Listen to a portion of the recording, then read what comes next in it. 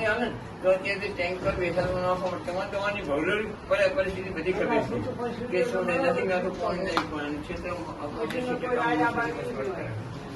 એટલે જો આટલું એક અઠવાડિયે 3 દાડા પાણી આવે ને તો પીવા અને માલ નહીં આ તો પાણી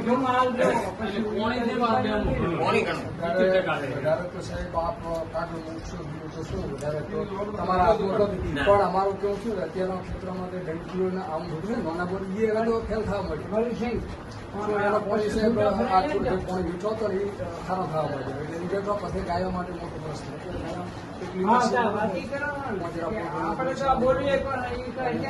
મોટો ત્રાસ બધી રીતે કારણ ખેડૂત માલ એની પાસે પૂછ્યું અરે માલ મોટો માલ